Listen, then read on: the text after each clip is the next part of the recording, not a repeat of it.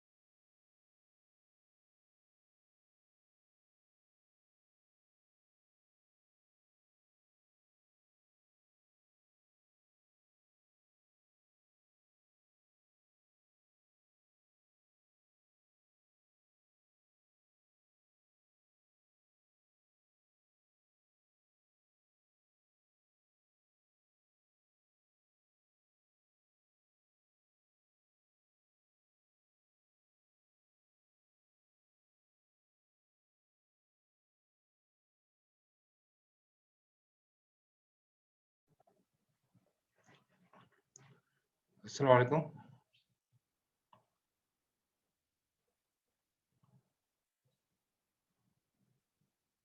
Attendance लेते हैं।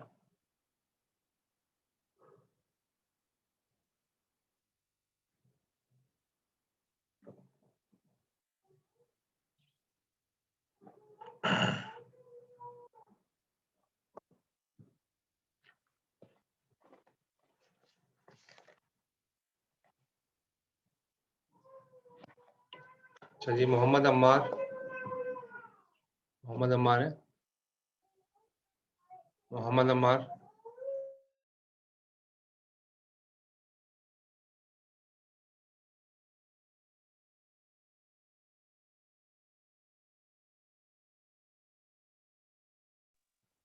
नबील राशिद।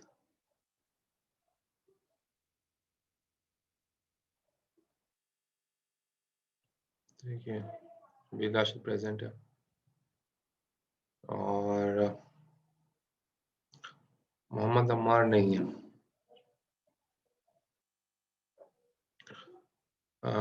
रामिश रामिश अहमद। ठीक है, प्रेजेंट है। मलिक अदनान। मलिक अदनान। मलिक अदनान नहीं है। अच्छा, सैयद अब्दुल हसीब। Present sir. सही है। अच्छा जी,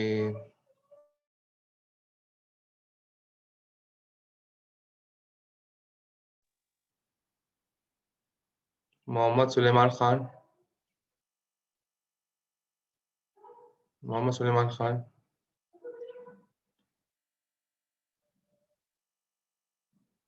मोहम्मद सुलेमान खान नहीं है। अच्छा, मोहम्मद फुरकान। मोहम्मद फुरकान। मोहम्मद फुरकान नहीं है।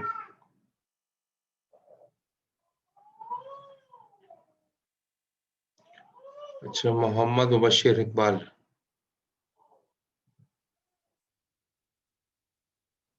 मुबश्शिर इकबाल भी नहीं है। अच्छा, मुअज़्ज़म अली खान। नहीं, मुबश्शिर इकबाल तो हो गया। सबा बतूल। सबा बतूल। ठीक है, प्रेजेंट है। जरीन गुल। जरीन गुल। ठीक है, प्रेजेंट है। मोहम्मद माज, present sir. Present sir.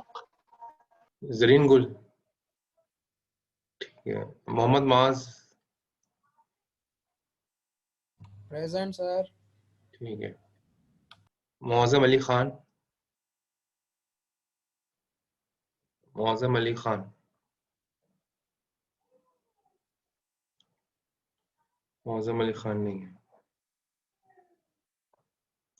Asim Rizwan,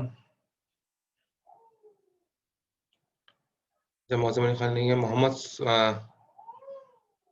Hasan Suhail present है, ठीक है। और मोहम्मद इबाद, मोहम्मद इबादी प्रेजेंट है, ठीक है। आसिम रिजवान, आसिम रिजवान, आसिम रिजवान नहीं है।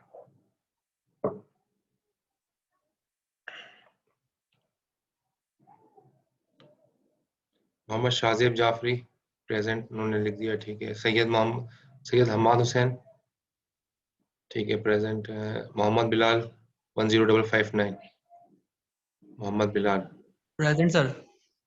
सही। अच्छा, मोहम्मद अब्दुल बारी,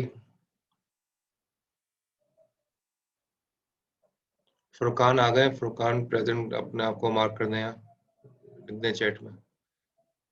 मोहम्मद हमाद अब्दुल बारी हैं, हाँ ठीक है, प्रेजेंट हो गए। यस सर, हाफिज, प्रेजेंट। सही है। हाफिज फरजान अहमद, ठीक है। मलिक अदनान की प्रेजेंट लग गई। हाफिज फरजान प्रेजेंट है, ठीक है। उबैदुल्लाह, उबैदुल्लाह,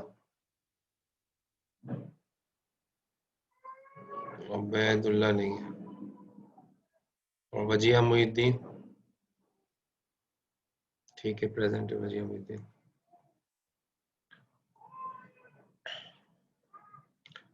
अम्मार है, अम्मार,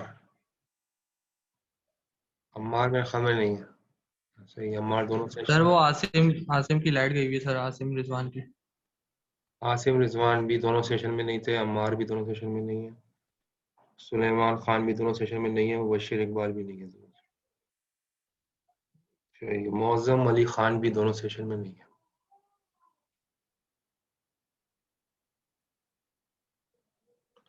हमाद हुसैन तो आ गए ना, हमाद हुसैन, हाँ हमाद हुसैन है, ठीक है। पहले सेशन में बस नहीं थे हमाद हुसैन, दूसरे सेशन में आ गए, सही है।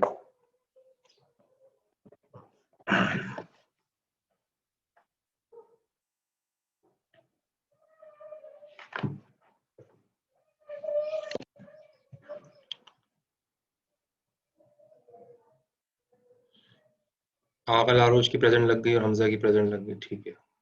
दोनों की प्रेजेंट लग गई। तो ये एक 6424290 से कोई एडमिट हो रहा है।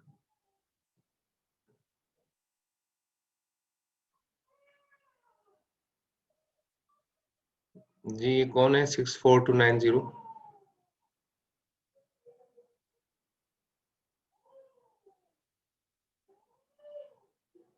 642, 80 मोहम्मद फुरकान अटेंडेंस लगा दें सर। नहीं ये जो है 64290 अभी एडमिट हुआ है, ये कौन है? सर ये उबैदुल्लाह लिखा हुआ है ना, उबैदुल्लाह। उबैदुल्लाह लिखा हुआ नहीं आ रहा मेरे पास, येलो कलर में जो है। सर ये सेकंड लास्ट लिस्ट में वजिया सुपर 64290। हाँ 64290, ये खुद क्यों नहीं बोल रहे? रिप्लाई कर दें उसमें। चैट में लिखा सर उन्होंने। ठीक है, ठीक है, ठीक है, नजर आ गया, सही, ठीक। अच्छा जी, अब क्लास स्टार्ट करते हैं।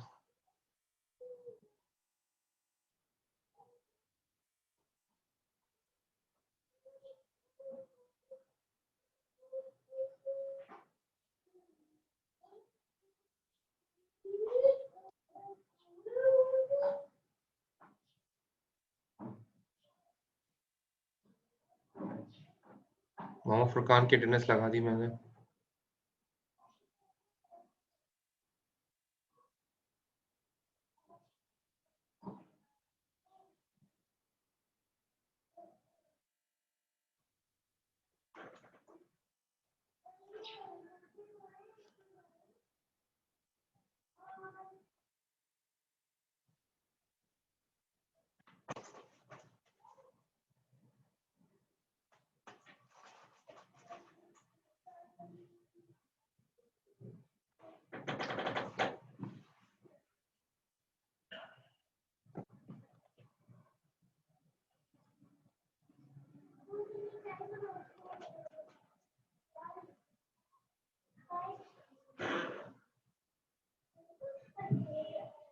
तो प्रोसेस के बारे में हम पढ़ रहे थे और प्रोसेस कंट्रोल ब्लॉक तक हमने भी पढ़ा था अभी ब्रेक से पहले। ये हो गई थी प्रोसेस की स्टेट्स क्या है और प्रोसेस कंट्रोल ब्लॉक ये हमने ब्रेक से पहले पढ़ा था। तो process control block actually process का एक शॉर्ट डेटाबेस होता है जिसके अंदर सारी प्रोसेस से रिलेटेड इंफॉर्मेशन जो है मेंटेन होती है। मैंने ये बताया था हर प्रोसेस का अपना प्रोसेस कंट्रोल ब्लॉक होता है। ठीक है, हर प्रोसेस का अपना प्रोसेस कंट्रोल ब्लॉक होता है और उसके अंदर सारी चीजें जो है प्रोसेस से रिलेटेड जो है वो मेंटेन हो रही होती हैं। अब देखो यहाँ पर दिखाया है switch CPU switch from process to process. होता है यही है, स्विच जो है वो एक सीपीयू जो है वो एक प्रोसेस से दूसरे प्रोसेस पे स्विच करता है। अब यहाँ दिखाया है प्रोसेस 0 और यहाँ दिखाया है प्रोसेस 1। ठीक है, यानी कि स्विचिंग दिखाई है प्रोसेस 0 से प्रोसेस 1 की तरफ, फिर दोबारा प्रोसेस 1 से प्रोसेस 0 की तरफ स्विचिंग दिखाई है कैसे करता है। बीच में ऑपरेटिंग सिस्टम अपना पार्ट प्ले करता है स्विचिंग के दौरान, क्योंकि जाहिर है उसको प्रोसेस 0 भी चलाना है, उसको प्रोसेस 1 भी चलाना है, लेकिन एक वक्त में दोनों तो नहीं चल सकते, एक वक्त में एक चलेगा।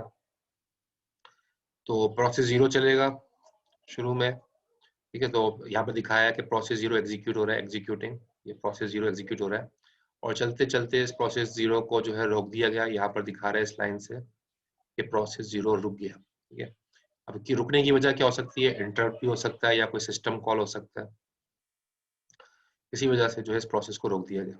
जब ये प्रोसेस रुका तो इसकी जितनी भी इंफॉर्मेशन थी इस प्रोसेस की, यहाँ तक की इंफॉर्मेशन, क्योंकि जाहिर अभी कंप्लीट नहीं हुआ है, अभी फॉर एग्जांपल 10% चला होगा या 20% चला होगा, अभी कंप्लीट नहीं हुआ है, तो यहाँ तक जितनी इंफॉर्मेशन थी वो कहाँ सेव हो गई, save into the process control block 0, PCB 0। PCB 0 किसका डेटाबेस है, P0 का।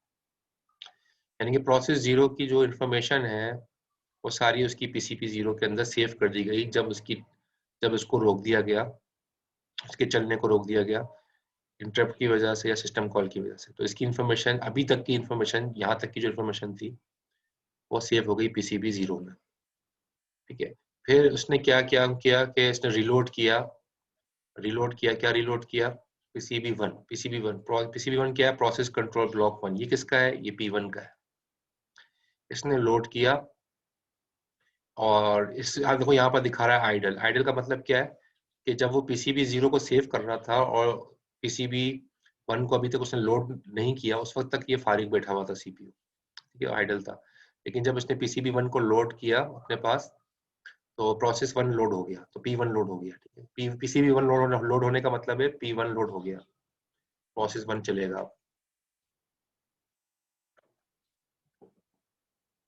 चलिए, मौजम आया भी मेरे ख्याल में, मौजम अली खान।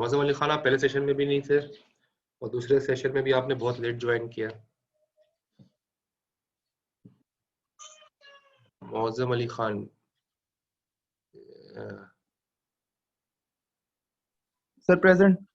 हाँ, ये आप पहले सेशन में भी नहीं थे, दूसरे सेशन में भी काफी लेट ज्वाइन किया आपने। यस सर, लाइट का शो हो गया था। लाइट का इशू था, अच्छा ठीक है।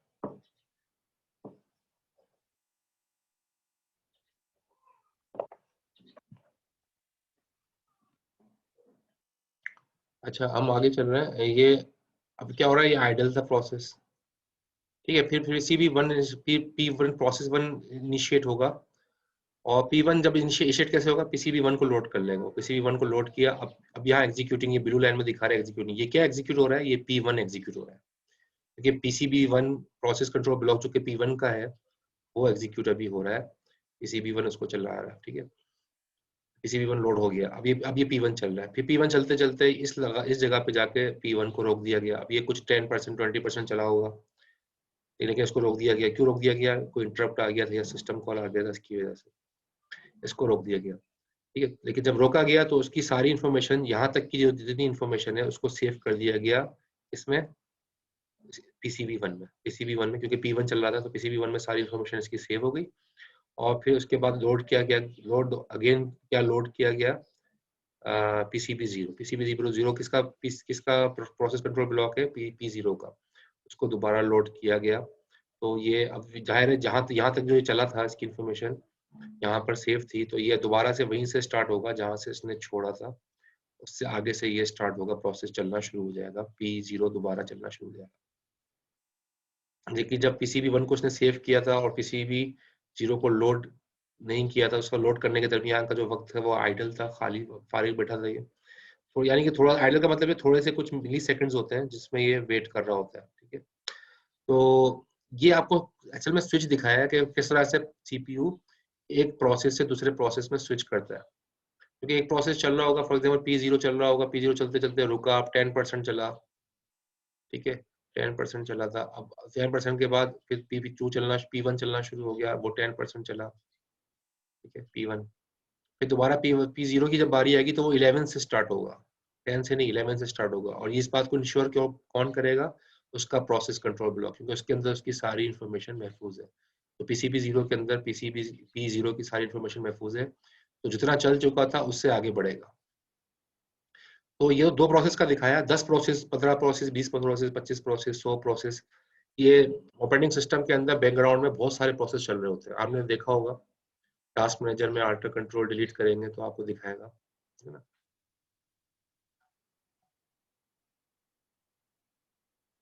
तो जैसे मैं यहाँ पर दिखा रहा हूँ, पता नहीं आपको नजर आ जाएगा मेरे ख्याल में। अल्टर कंट्रोल डिलीट किया मैंने, टास्क मैनेजर में गया और आप देख रहे होंगे ये प्रोसेस बहुत सारे हैं, ठीक है, नंबर ऑफ प्रोसेस हैं और ये एक सारे चल रहे हैं। हर दिखा रहा है CPU कितना यूजेज हो रहा है, मेमोरी का यूजेज कितना हो रहा है, ठीक है, CPU की मेरे हर परफॉर्मेंस भी दिखा रहा है, CPU की, मेमोरी की कितने % यूज हो रहा है। लेकिन प्रोसेसेस जो है ना बहुत सारे चल रहे हैं, तो इनको भी देखो प्रोसेस कह रहा है ये, विंडोज के अंदर भी इसको प्रोसेस कह रहा है, क्योंकि एग्जीक्यूट हो रहा है ना, जो चीज एग्जीक्यूट हो रही है वो प्रोसेस कहलाती है, जो भी आपको बताया। तो लेकिन एक प्रोसेस एक वक्त में एक चल रहा है, लेकिन ये स्विचिंग कर रहा है, फास्ट स्विचिंग कर रहा है, सबके दरमियान स्विचिंग हो रही है, थोड़ी थोड़ी देर सबको मिल रहा है। और हर प्रोसेस का प्रोसेस कंट्रोल ब्लॉक मेंटेन हो रहा है, जिसके अंदर उसकी सारी इंफॉर्मेशन महफूज है। इस स्लाइड में कोई बात समझ में नहीं आई हो?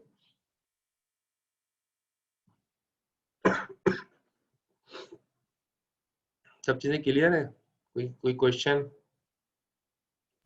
सर आपने कहा कि ये एग्जीक्यूटिंग जो है वो 0 से शुरू होगी इस तरफ से, जैसे OSI में जैसे रिसीविंग साइड पर फिर से नीचे से स्टार्ट होती है उस तरह। मैं कह रहा हूँ प्रोसेस 0 चला, 10% चला, फिर आगे यहाँ 11वें से स्टार्ट होगा, क्योंकि उसकी जो इन्फॉर्मेशन 10% चला था उसकी PCB0 में प्रोसेस 0 की इन्फॉर्मेशन सेव हो गई थी, फिर PCB1 लोड किया था। लेकिन जब दोबारा P0 चलाना होगा तो PCB0 दोबारा लोड किया जाएगा, तो PCB0 में जहां तक ये चला था उतनी सारी इन्फॉर्मेशन PCB0 में से मिल जाएगी और ये वहीं से स्टार्ट करेगा जहां से छोड़ा था। सही है सही है। यहाँ पर ये दिखाया 2 प्रोसेस के दरमियान कैसे स्विचिंग हो रही है, CPU कैसे स्विच करता है। तो अब आपसे मैं एक सवाल कर रहा हूँ आप लोगों से, मैंने सारी डिस्कशन यहाँ पर की, सवाल ये है कि अगर प्रोसेस कंट्रोल ब्लॉक ना होता तो क्या होता?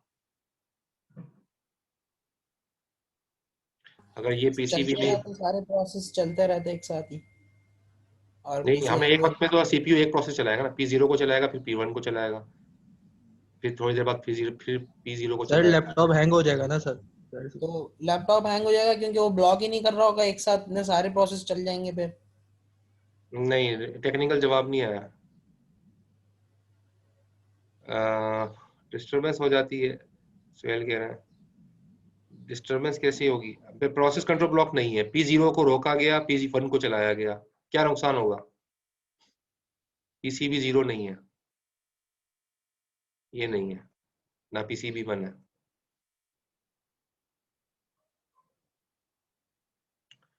तो क्या P1 चल के P0 चलेगा, फिर P1 को जब चलाया जाएगा तो क्या होगा?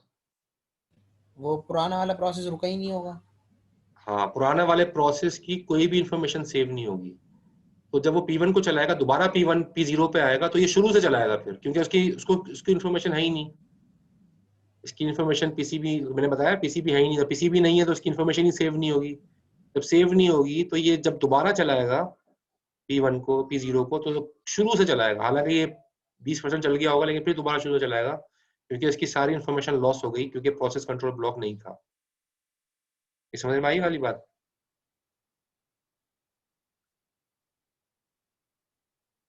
तो तो प्रोसेस कंट्रोल ब्लॉक अगर नहीं है किसी भी प्रोसेस का, ऐसा होता ही नहीं है वैसे, जब प्रोसेस है तो उसका प्रोसेस कंट्रोल ब्लॉक भी होगा, लेकिन मैं आपको ये बता रहा हूँ प्रोसेस कंट्रोल ब्लॉक का काम क्या है। प्रोसेस कंट्रोल ब्लॉक उस प्रोसेस से रिलेटेड सारी इंफॉर्मेशन अपने पास सेव कर लेता है। जब वो प्रोसेस दोबारा स्टार्ट होगा तो उसी प्रोसेस कंट्रोल ब्लॉक से सारी इंफॉर्मेशन ली जाएगी और उसको जहां से छोड़ा गया था वहां से आगे से स्टार्ट किया जाएगा।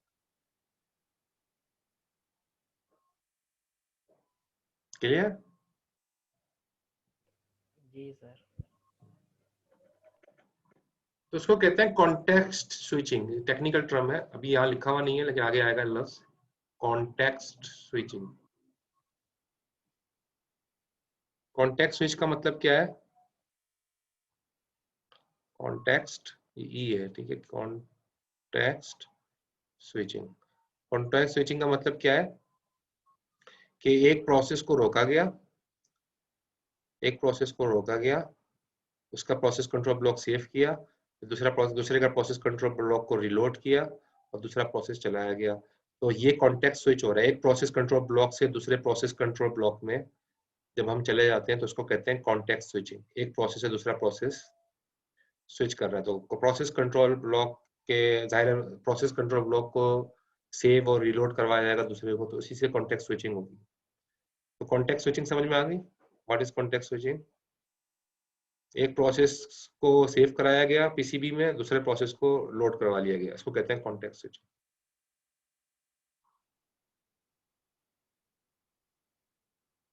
पहले पीसीबी 0 था कॉन्टेक्स्ट में, फिर पीसीबी 1 कॉन्टेक्स्ट में आ गया क्योंकि ये लोड हो गया था, फिर दोबारा इसको सेव करा दिया, फिर पीसीबी 0 को लोड कर लिया गया, अब ये कॉन्टेक्स्ट में आ गया, तो उसको कहते हैं कॉन्टेक्स्ट स्विचिंग। मुख्तलिफ प्रोसेस जो है जो एग्जीक्यूट होंगे उनका पीसीबी लोड किया जाएगा, उसको कॉन्टेक्स्ट स्विचिंग कहते हैं। क्लियर हो गया?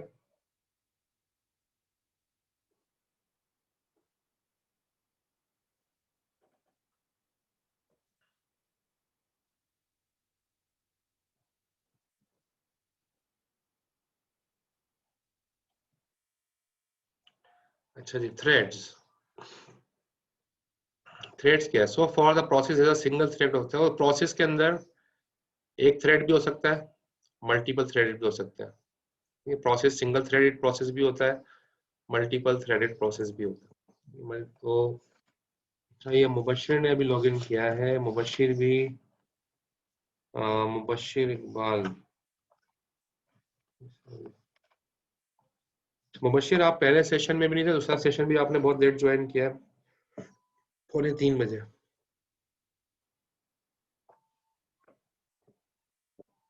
क्या रीजन है?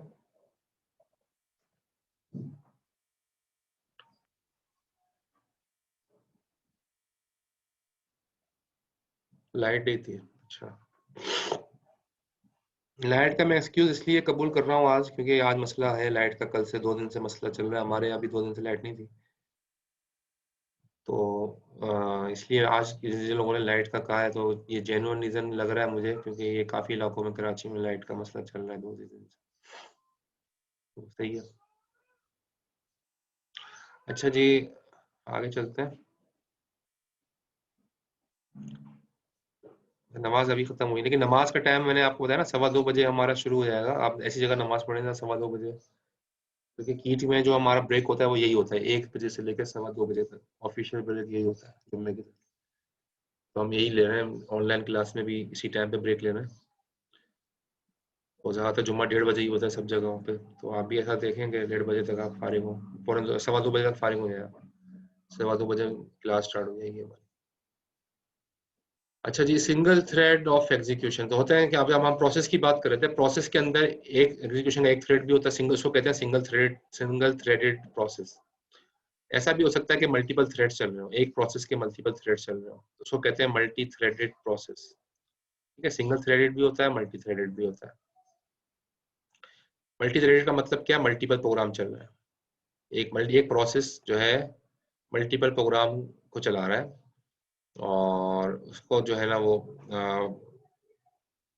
उसके अंदर जाहिर है प्रोसेस कंट्रोल ब्लॉक के अंदर मल्टीपल काउंटर्स बनेंगे फिर, और क्योंकि उसके एक प्रोसेस के अंदर मल्टीपल प्रोग्राम चल रहा है, तो सिंगल थ्रेडेड और मल्टी थ्रेडेड की डायग्राम को शायद आगे नहीं दिखाई, यहाँ पे आगे आएगी। तो सिंगल थ्रेडेड में होता क्या कि मतलब एक ही थ्रेड है, ठीक है, ये प्रोसेस 1 है, प्रोसेस 1 है तो उसका एक ही थ्रेड है, यानी कि एक ही प्रोग्राम चला रहा है। लेकिन प्रोसेस 2 है, फॉर एग्जांपल ये दूसरा प्रोसेस है, ये मल्टी थ्रेडेड है, ये एक प्रोग्राम भी चला रहा है, दूसरा प्रोग्राम भी चला रहा है, तीसरा प्रोग्राम भी चला रहा है, ये मल्टी थ्रेडेड प्रोसेस है, प्रोसेस 2, ठीक है। तो इसके प्रोसेस 2 के अंदर जाहिर है प्रोसेस कंट्रोल ब्लॉक इसका भी होगा,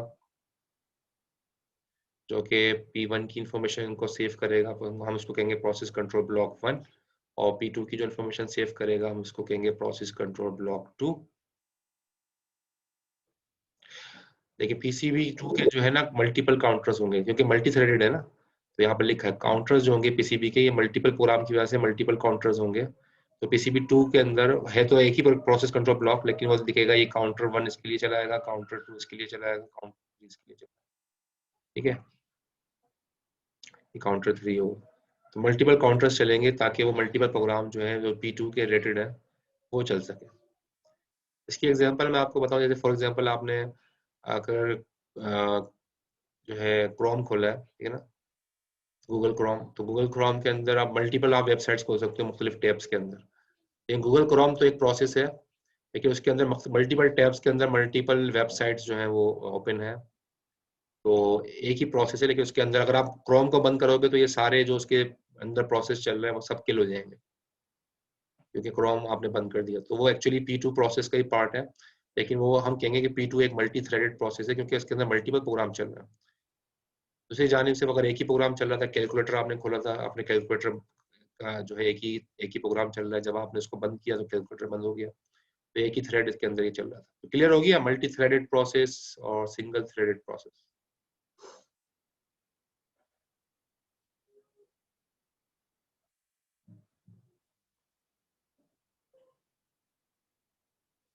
ठीक है, क्लियर हो गया। कोई क्वेश्चन हो तो पूछ सकते हैं, आगे जा रहे हैं।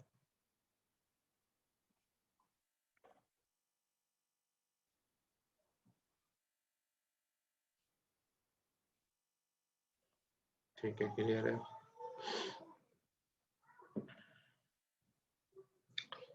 तो बाहर ये तो प्रोसेस की लिनक्स के अंदर रिप्रेजेंटेशन दिखाई है।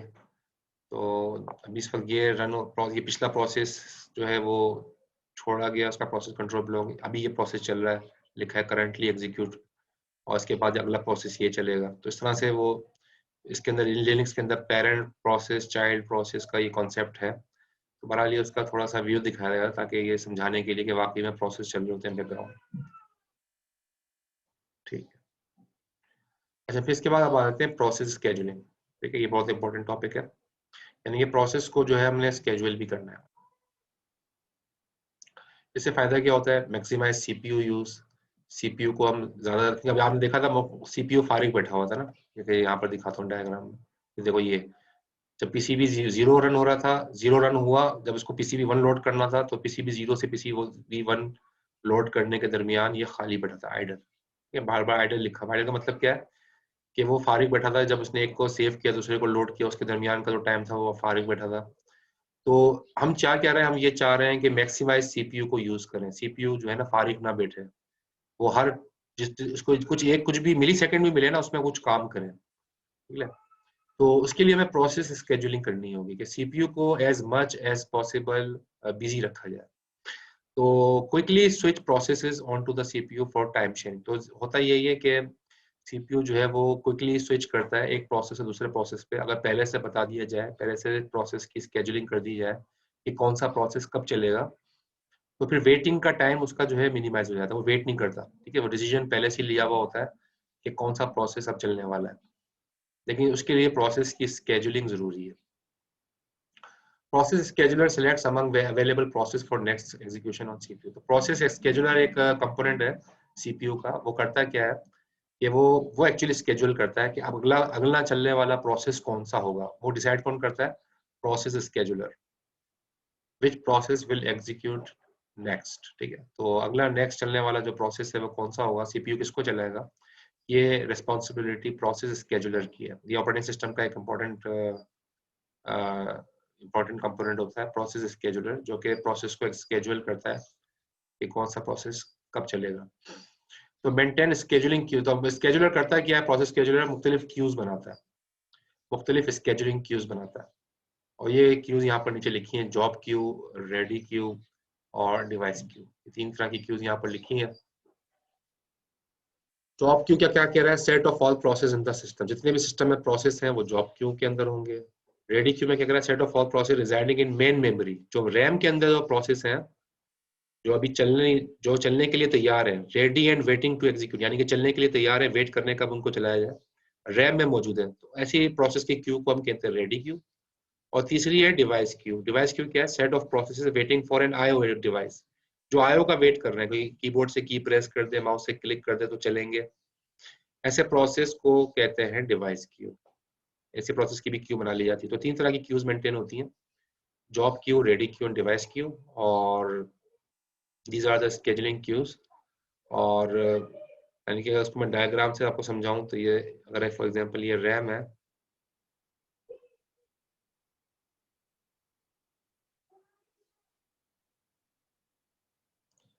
ठीक है, तो रैम है, इसके अंदर मुख्तलिफ जॉब्स इसके अंदर चल रही हैं, मुख्तलिफ प्रोसेस और जॉब एक ही बात है, ठीक है, ये बार बार टर्म यूज होगा तो एक ही चीज है। तो ये job 1, job 2, job 3, multiple process जो है वो रैम के अंदर मौजूद है। अब ये भी एक क्यू है, ठीक है, जो रैम के अंदर मौजूद है, जो कि ये भी क्यू है। ये क्यू, इस क्यू को हम क्या कहेंगे? Ready queue. रेडी क्यू यानी कि ये रैम में मौजूद है, चलने के लिए तैयार है, चलने के लिए तैयार है, ये रेडी क्यू है। अच्छा, ये बात थी रेडी क्यू की। जॉब क्यू किसे कहते हैं? जब ये चल नहीं रहे थे, job J1, J2, J3 for example, ये चल नहीं रहे थे, या कुछ और नाम रख देते हैं इसका, चले 7, 8, 9 कर देता हूँ, 7, 8, 9। अभी ये रैम में मौजूद नहीं है, रैम से बाहर है, ये रैम से बाहर है, लेकिन इनको चलना है, ठीक है। तो जो रैम से बाहर है और चलना है, उन सबकी एक क्यू बना दी जाती है, उन सारे जॉब्स की क्यू बना दी जाती है, उसका नाम देते हैं जॉब क्यू। तो जॉब क्यू वो क्यू है जो अभी रैम में दाखिल नहीं हुई, अभी वो सारे वेटिंग में है, अभी इन सारे प्रोसेस को चलना है, उसको हम कहते हैं जॉब क्यू। और जॉब क्यू से जाहिर है जब जगह खाली होती है, जॉब क्यू से उठ के वो रैम में आते हैं, और जो रैम के अंदर क्यू बन जाती है उसको कहते हैं रेडी क्यू। और फिर डिवाइस क्यू, यानी कि कुछ ऐसी जॉब्स हैं जो कि फॉर एग्जांपल जे से हम कर रहे हैं, तो J11, J12, कुछ जॉब ऐसी हैं जो कि अभी वेट कर रही हैं आईओ का वेट कर रही है, आईओ डिवाइसेस का वेट कर रही है, कीबोर्ड या माउस से क्लिक होने का, ठीक है। तो इनकी भी एक क्यू बना दी जाती है, और ये कहलाती है डिवाइस क्यू, ठीक है, डिवाइस क्यू। तो जैसे ही डिवाइस उसको मिल जाती है, वो जो डिवाइस क्यू से उठ के, जैसे ही आईओ मिल जाता है, वो डिवाइस क्यू से उठ के रेडी क्यू में आ जाता है, ठीक है, जब इसको आईओ मिल जाता है। लेकिन जब आईओ नहीं मिलता तो वो डिवाइस क्यू में ही रहता है। तीनों का फर्क समझ में आ गया? Job queue, ready Q, device Q. कोई क्वेश्चन हो तो कर सकते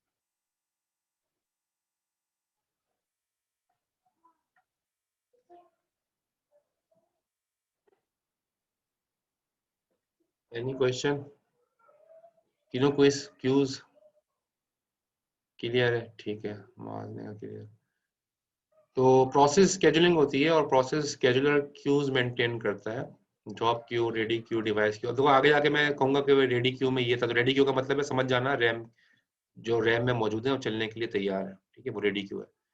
और जॉब क्यू की मैं अगर बात करूँ तो समझ जाना कि अभी वो रैम में दाखिल नहीं हुए, अभी वो सारे सिस्टम के प्रोसेस हैं जो कि एग्जीक्यूट होंगे, लेकिन अभी रैम में दाखिल नहीं हुए। तो जॉब क्यू से उठ के वो रेडी क्यू में आते हैं, ठीक है, चीजें जॉब क्यू से उठ के शुरू में जॉब क्यू में होती हैं प्रोसेस सारे, फिर वो रेडी क्यू में आते हैं। और रेडी क्यू के अंदर अगर किसी आईओ का वेट करता है कोई प्रोसेस, तो वो डिवाइस क्यू के अंदर उसको दाखिल कर दिया जाता है, और जैसे ही उसको आईओ मिलता है, वो दोबारा रेडी क्यू में आ जाता है।